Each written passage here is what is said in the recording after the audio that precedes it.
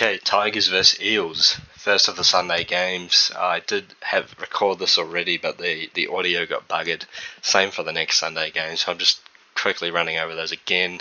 Just going to try and talk about the more fantasy relevant guys and brush over the others. But yeah, Tigers handing the Eels another thrashing, and it's been a long time coming for Tigers fans. I'm sure they enjoyed that one, and they are looking pretty good. They're looking like they can be a competitive team this year, which is a nice change.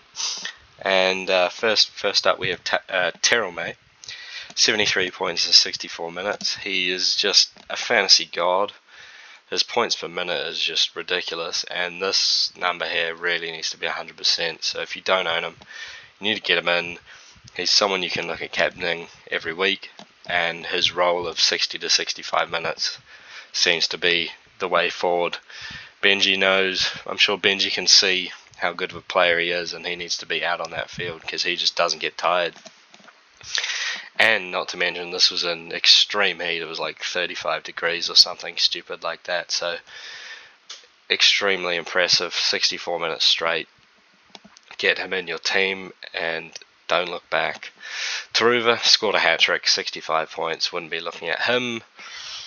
Wingers can do that, but he will not be scoring that every week. Lockie Galvin, someone that, he's got a lot of attacking stats here. His base isn't as strong, so in games where he doesn't get these attacking stats, he's probably looking at more a 50-point score, I would say. And he's already priced up around that 700k mark, so I would be looking to avoid. Zach Lomax had a nice score this week after his average one last week, but he is really expensive. And in an Eels team that is not very good, he's not going to be kicking too many goals.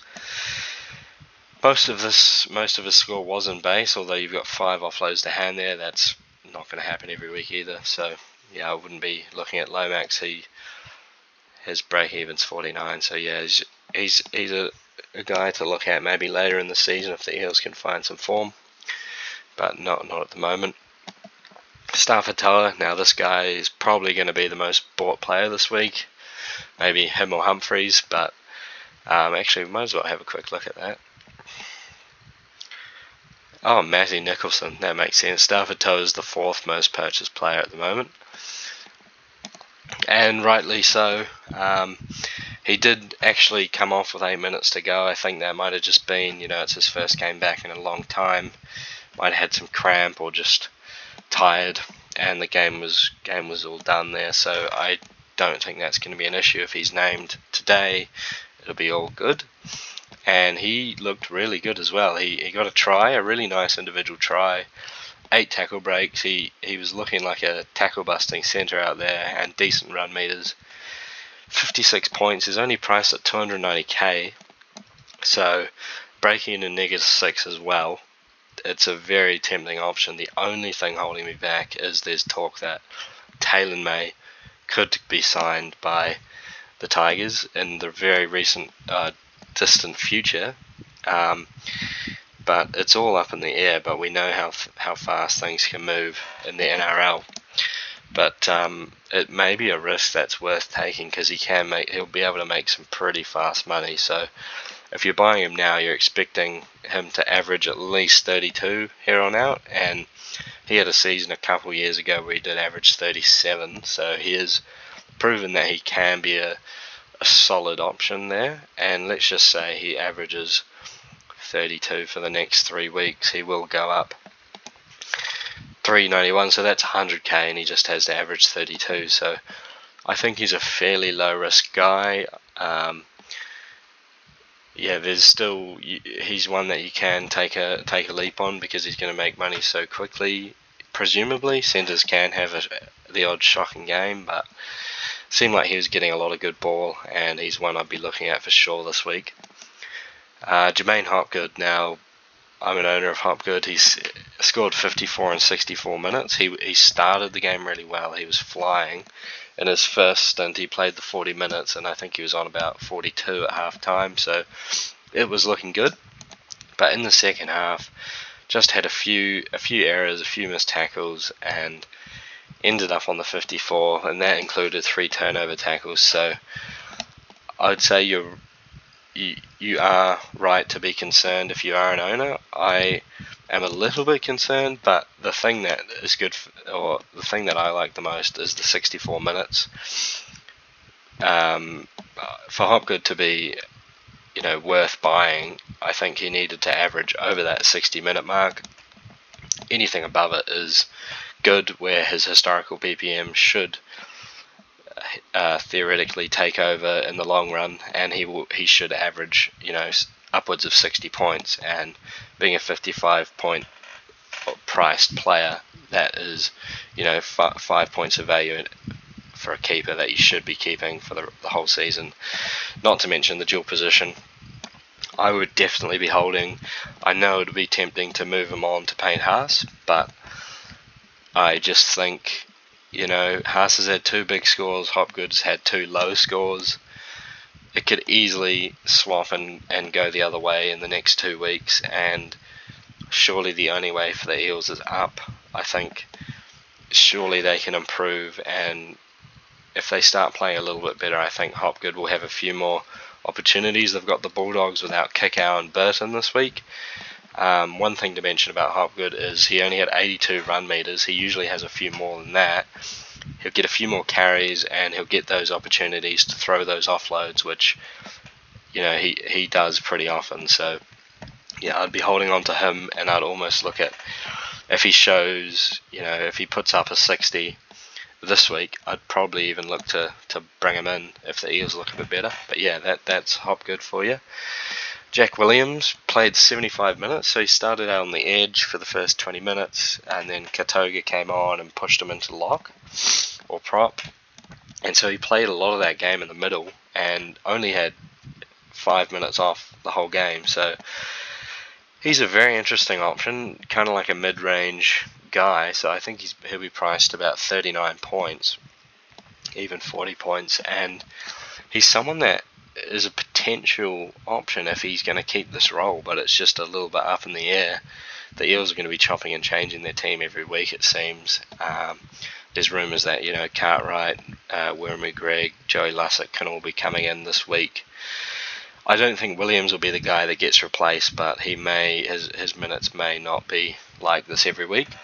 But he's definitely one I'm keeping an eye on, and his price hasn't gone up too much.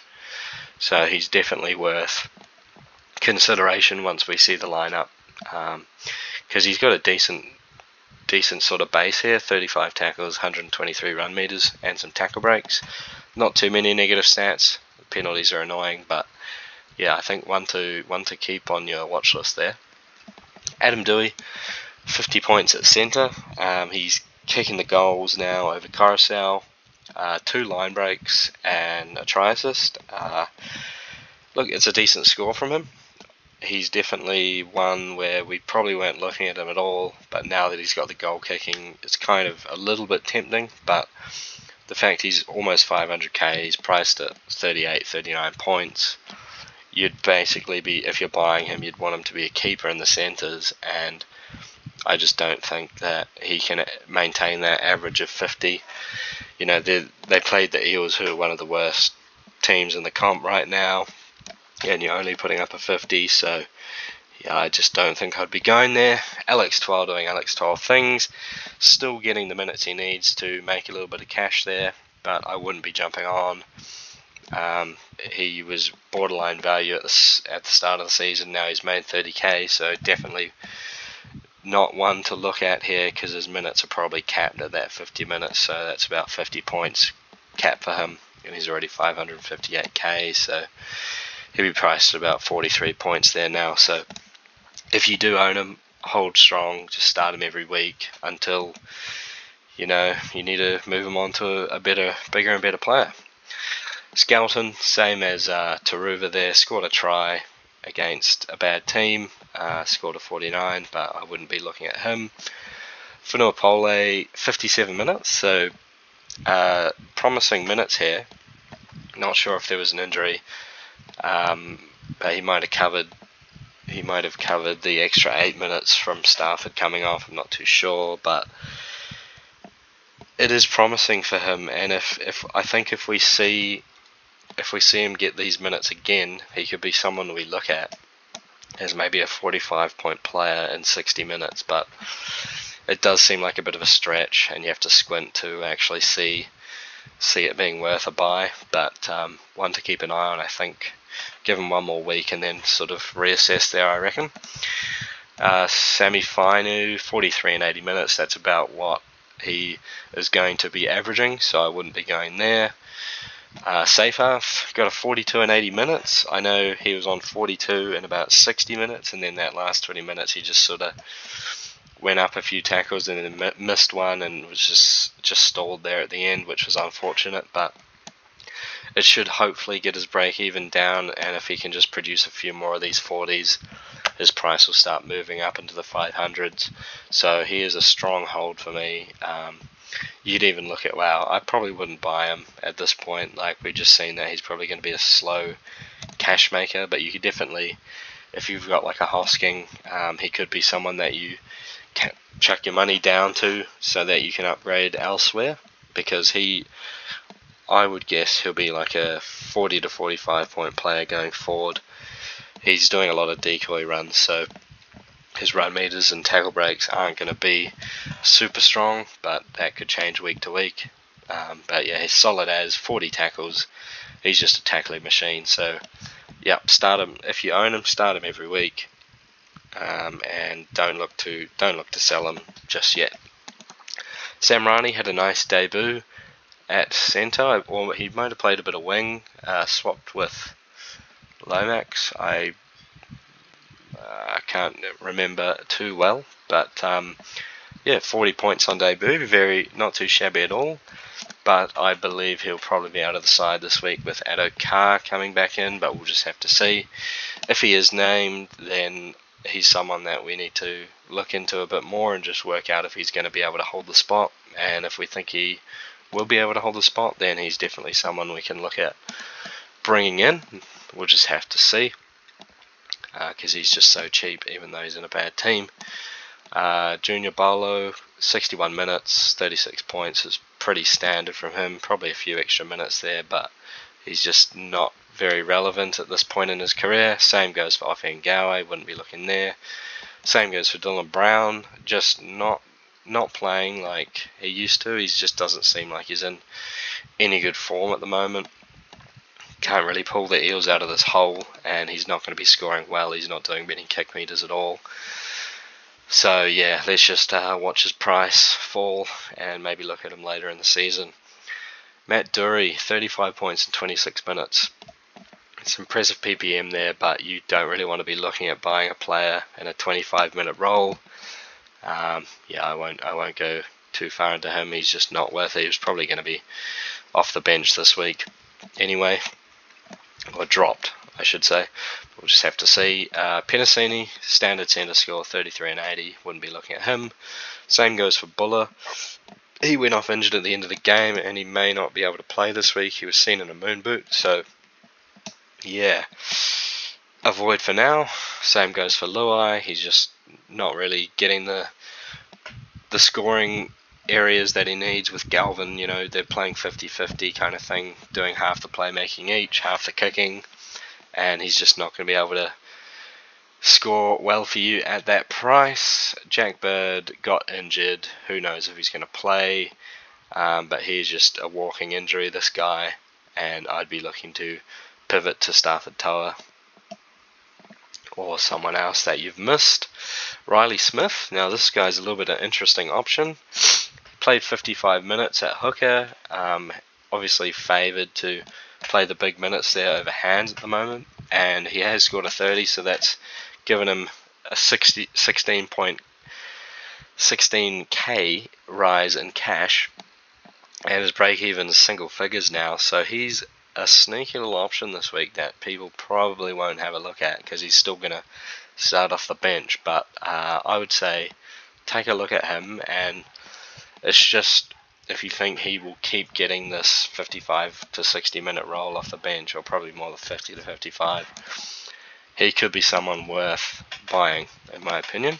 Sean Russell, standard bad winger in a bad team. Even got a try and just scored 27. Don't go there. Coruscant did not play the 80 and is not kicking goals, so he is an urgent sell. If you do own him, and if you have him in draft, I'd be looking at picking up. I'd probably hold on to him, but I'd pick up a backup hooker that you can start over him, because this is quite concerning, and I can't see him going back to an 80-minute hooker just yet. I don't know if it will ever happen again, so yeah, very concerning. If you do own him in Classic, I'd be looking to sell before he starts shedding too much cash. Although he can score like a 40 in 58 minutes, but for that price you just don't want to be having that. Katoga played 60 minutes on the edge for a 24-pointer. He's basically basement price, so he looks like he might, if he maintains that role, he's going to make some very slow cash. Noted PPM isn't too good from reserve grade, so probably one definitely not a screaming buy, but one that you could look at. He's got the handy dual there.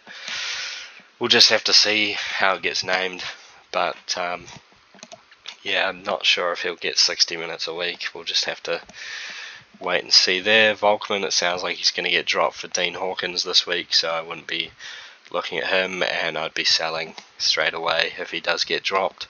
Sean Lane, come back from injury, just the 63 minutes for 21 points. He's one where we can let his price fall a bit, and if he gets back to that 80-minute role, I think he could be a decent buy, but not yet. Just leave him alone. Brendan Hands in this role is just, do not look at him at all.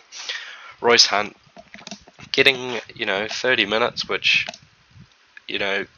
he usually does average at like a point a minute, I believe. Let's just have a quick look at that, because he's had 2 low PPM games to start the season, but I do think historically 0.96, but he's currently at 0.54 for this season, but last season 0.82, so I think a couple of years ago he was more of a PPM guy, but it seems like he's just dropped off a bit. So if he's only going to be in this 30-minute role, I think you can safely sell him, as he's actually losing money, and I don't know, it's going to take him to score a barge over try to actually start making money. So yeah, I'd be looking to jump off onto Stafford Toa or someone else cheap. Iongi, very sad. I'm sure everyone owns him here and wants to sell now. It's tough. I think if there's someone in team lists that gets named that is a very good buy, then I'd be happy for Iongi to be moved on to them. But if there's no one really that you need to buy, it's more like a want, you just want to get rid of him because he's scoring badly at the moment, then I would definitely hold. If you have a Newcastle player, you're going to need a wing fullback to cover Ponga, Sharp, Mazu next week, so I'd also keep your mind on that if you need to be able to cover your Newcastle players. Iongi, it really feels like he has the potential to come good and average in the 30s here, but it may just take some time.